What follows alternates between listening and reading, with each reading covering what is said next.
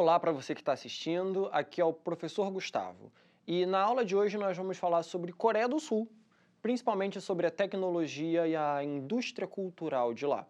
Provavelmente, né, você já teve algum contato com o K-pop, a música pop coreana, né, sul-coreana, para ser mais exato, ou com filmes e séries sul-coreanos que têm feito muito sucesso. E o que tem de muito legal é que a gente tem muita geografia envolvida nisso. E como tem bastante assunto, vamos começar. Primeiro, mostrar para vocês a bandeira da Coreia do Sul, projetando essa imagem bem bonita aí para vocês, com duas bandeiras da Coreia do Sul. E voltando para mim, um contexto geral, a Coreia do Sul ela faz parte dos tigres asiáticos. Para quem não está muito lembrado, eu trouxe um mapa e vou mostrar para vocês agora. Os tigres asiáticos são esse conjunto aí, ó, desses quatro. A Coreia do Sul, que você já deve reconhecer a bandeira, porque eu acabei de mostrar, né? Taiwan, essa primeira ilha ali, Hong Kong, na beiradinha da China, e ali mais a sul, Singapura, que também é uma ilhazinha. Voltando aqui para mim, você pode estar se perguntando, Gustavo, tigres asiáticos? O que esses quatro países têm em comum? Na verdade, nós chamamos tigres asiáticos esse conjunto aí que eu mostrei para vocês, e o que eles têm em comum foi um crescimento econômico muito rápido e muito feroz. Velocidade, ferocidade, por isso que a gente chama eles de tigres. E como isso aconteceu? Lá por volta da década de 1960, esses países começaram a receber muitos investimentos dos Estados Unidos e do Japão. Explicando para vocês, por que os Estados Unidos tinham tanto interesse? Esses países estavam numa parte da Ásia, perto da Rússia, e também, né, parte da União Soviética, e também da China. Então, ali, década de 60, estava no meio da Guerra Fria, que era um conflito entre os Estados Unidos e a União Soviética por aliados. Então, conseguir ali um aliado é um passo importante para que tanto os Estados Unidos ou a União Soviética se consolidasse como maioral, né? Como a pessoa que tem um sistema que deveria ser espalhado pelo mundo inteiro. No caso da União Soviética seria o socialismo, no caso dos Estados Unidos, o capitalismo. E aconteceu que os Estados Unidos resolveram gastar grana nisso e começaram a investir. E no caso do Japão, foi que o Japão era muito industrializado, estava com indústrias e empresas crescendo muito e começou a jogar algumas etapas da produção e também investiu uma grana nesses países, certo? Então, o que aconteceu? Esses países eles souberam aproveitar muito bem esses investimentos. Daí, o que acontece? Eles começam a ter uma economia crescendo muito. Então, quando a gente pensa em Taiwan, por exemplo, né, Taiwan recebeu muitas indústrias têxteis, né, de produção de roupa, calçado, e também começou a produzir muitos eletrônicos para outras empresas. Né? Em Hong Kong, a gente tem portos muito importantes para mercadorias do mundo inteiro e a gente tem um sistema bancário muito importante. Em Singapura, a gente tem uma produção de componentes de informática, a gente também tem bancos muito importantes, assim como em Hong Kong, e também portos importantíssimos por ali. A Coreia do Sul, ela tem um diferencial. O diferencial foi que a Coreia do Sul ela começou a desenvolver indústrias próprias, indústrias de alta tecnologia. Né? Mas, para isso, a gente precisa voltar um pouquinho na história. Desse país que pode parecer pequenininho, né? A Coreia do Sul é aproximadamente 5 vezes menor que o estado de Minas Gerais. Então, para a gente aqui no Brasil, que vive nesse país gigantesco, a Coreia do Sul pode parecer bem pequenininha, mas o que eles têm é história. Né? A Coreia do Sul, para vocês terem uma ideia, passou cerca de 200 anos sendo dominada pela China. Né? Então, ali, a gente vive num país que foi colonizado, o Brasil foi colonizado por Portugal, e a gente sabe que isso deixa marcas importantes. Então, além das marcas desse domínio, a gente também tem marcas culturais chinesas, né, na Coreia do Sul. A China, ela deixou muitas marcas do confucionismo. O confucionismo é uma ideia, é uma linha de pensamento que preza muito pelo perfeccionismo e pelo trabalho duro, o que vai ser muito importante no futuro para a Coreia chegar onde chegou. Bom, a gente sabe que pessoas que se cobram muito ou que trabalham além do que a saúde permite, isso faz muito mal para a cabeça e para o corpo. Mas, apesar de não valer a pena, isso levou a Coreia do Sul a ter o desenvolvimento econômico que eles têm hoje. Mas não foi só isso. A Coreia do Sul também passou por bastante dificuldade, porque passou por um domínio japonês por muito tempo, até o final da Segunda Guerra Mundial. Aí você pensa, o Japão perdeu a Segunda Guerra Mundial, a Coreia do Sul, enfim, vai poder descansar. Não. Na década de 50 teve a Guerra das Coreias, Coreia do Sul contra a Coreia do Norte. E essa guerra, ela teve mais de 1 milhão de coreanos mortos. E essa guerra foi muito intensa, porque os Estados Unidos apoiaram a Coreia do Sul e a União Soviética apoiou a Coreia do Norte. Então não faltou foi arma e gente interferindo. Então foi uma guerra muito sangrenta, um episódio muito triste da história do nosso planeta. Bom, a Coreia do Sul, então, ela passou a ser um dos países mais pobres do planeta Terra, né? E aí esses investimentos que a Coreia do Sul passa a receber na década de 60, eles são um diferencial. E, não bastando tanto problema, a Coreia do Sul estava passando por uma ditadura. Ditaduras são sempre ruins, porque são autoritárias, oprimem o povo.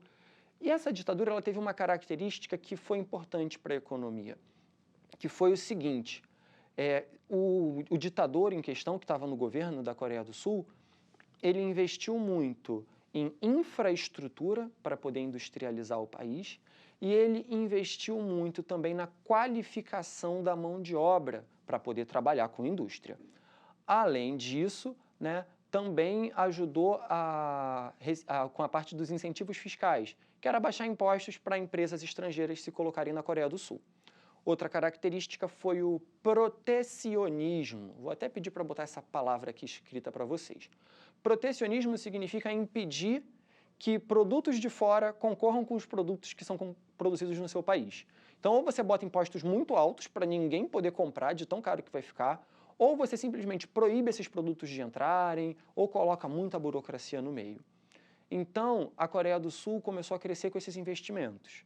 Só que essa ditadura fez com que esses investimentos fossem bem distribuídos? Nada disso. Esses dinheiros foram parar nas mãos de grandes empresas, grandes conglomerados de empresas que ficam nas mãos de poucas famílias, que na Coreia do Sul a gente chama de chaebols, que eu também vou pedir para a palavra ficar aqui. E aí a gente tem 4 grandes chaebols importantíssimos até hoje na Coreia do Sul, que são a Hyundai, a Daewoo, a Samsung e a Lucky Gold Star. A Hyundai dos automóveis você deve conhecer, a Samsung também dos eletrônicos você deve conhecer e a Lucky Gold Star é a famosa LG, que você também deve conhecer.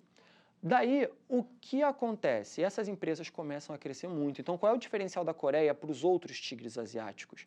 A Coreia do Sul, ela vai desenvolver suas próprias indústrias de alta tecnologia, né? E aí a gente vai chegando por volta da década de 1980.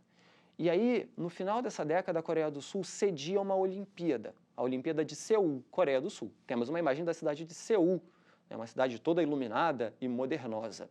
Voltando para mim, essa Olimpíada de Seul ela foi muito importante para transformar a imagem da Coreia do Sul para o mundo, porque as pessoas tinham aquela imagem de ditadura, guerra, sofrimento, domínio, e aí a Coreia do Sul aproveitou as Olimpíadas para passar uma imagem de excelência, de modernidade, de produtividade, de riqueza. Então, a Coreia do Sul ela vai começar a se abrir para produtos estrangeiros lá na década de 1990, nos anos 90. E também começa a permitir que produtos culturais estrangeiros cheguem no seu país, como cinema. Bom, não é de se estranhar que, assim como acontece no Brasil, cerca de 80% dos filmes exibidos nos cinemas coreanos eram americanos, dos Estados Unidos. E um caso chamou a atenção, que em 94, com o Jurassic Park, o Parque dos Dinossauros, que é um filme de gente da minha idade, né, o Jurassic Park ele vendeu mais do que uma quantidade absurda de carros da Hyundai, por exemplo. Eu tenho até o número, né? O filme rendeu mais do que a venda de 1 milhão de automóveis da Hyundai. E aí o governo parou e prestou atenção. Falou, esse negócio de produção cultural dá dinheiro. Daí o que aconteceu? Eles começaram a investir nessa produção. Então criaram uma divisão num ministério para a produção cultural. E em 99, eles passaram a investir 1% de toda a riqueza produzida no país em cultura. Antes era algo entre 0,3% e 0,5%. Parece pouco, mas a Coreia do Sul é conhecida por ser um dos maiores investidores em indústria cultural. E ali eles levaram a sério. Um dos grandes exemplos foi o K-pop, a música pop coreana. Mas antes vou mostrar para vocês essa imagem, que são aí as logos de uma série de indústrias da Coreia do Sul. Então vê aí as que você conhece, né? E as outras você pode até depois dar uma pesquisada. Bom, voltando para mim, o primeiro grande fenômeno da música pop coreana foi o Psy, né, com uma música chamada Gangnam Style, que chegou a 4,2 bilhões de visualizações no YouTube. E hoje em dia, mais para a idade de vocês, né, isso foi, eu estou falando de 2013, eu tenho essa galera aí, né, o Blackpink, que é uma banda de meninas, formada por meninas, né, e o BTS, uma banda formada por meninos. E eles lotam, né, voltando para mim, eles lotam estádios pelo mundo inteiro, inclusive no Brasil, né? E é bem interessante a gente procurar ver como é que é esse processo, porque às vezes eles passam 4 anos sendo treinados, são treinamentos que duram 13, 14 horas por dia, uma folga a cada 15 dias, é um estresse absurdo que esses adolescentes que eles passam, e como eles são cobrados para produzir algo com excelência, são super produções, né? Então, o que acontece? Essa música, ela passa uma imagem de excelência, de sucesso, de modernidade e de beleza. Eles seguem um padrão de beleza que é muito difícil de alcançar pelo restante da população. Então, há casos também de pessoas que se deprimem e que se sentem mal por não conseguirem ser tão magros, atléticos, terem um cabelo tão legal e descolado como esse pessoal do K-pop. Mas o K-pop, ele não é só música, ele passa uma imagem da Coreia do Sul para o mundo. Outro exemplo é a indústria cinematográfica. Então, vou colocar aqui uma imagem para vocês do Parasita, que foi um filme que ganhou uma série de Oscar, né, de prêmios na premiação do Oscar, e o Round Six, né, o Squid Game, que também é uma série que ganhou aí virou um sucesso absurdo, inclusive no Brasil. Voltando para mim, lembrando que antes de assistir qualquer uma dessas coisas, preste atenção na classificação etária, vê se é para a sua idade, conversa com a sua família para não arranjar problema. De qualquer forma, essas produções audiovisuais, tanto o Parasita quanto o Round Six, eles mostram a situação de extrema desigualdade na Coreia do Sul. Que enquanto é um país que enriqueceu muito, principalmente através das chaebols, dessas grandes famílias, tem cidades futuristas, uma música que passa uma imagem de modernidade para o mundo inteiro, ainda existe muita pobreza e muito endividamento. A riqueza era uma coisa positiva. O problema é a ganância, que faz com que essa riqueza se concentre em pouquíssimas mãos e boa parte da população viva numa dificuldade extrema, certo? Então, a gente consegue perceber como a Coreia do Sul ela tem uma geopolítica diferenciada, como ela tem uma estratégia de se apresentar para o mundo, uma estratégia de construir uma economia que concorra aí no mundo inteiro, né, com empresas aí que competem no mercado internacional, mas ao mesmo tempo mantém uma série de problemas, né, principalmente ligados à má distribuição da riqueza. Chegando ao finalzinho dessa aula, eu trago um desafio para os senhores. Então, no quadro. Quais foram os setores estratégicos em que a Coreia do Sul investiu para alcançar desenvolvimento econômico através de suas fábricas e indústria cultural? A. Agricultura e segurança. B. Educação, ciência, tecnologia e cultura. Ou C. Distribuição de renda e saúde. Na verdade, é B, né?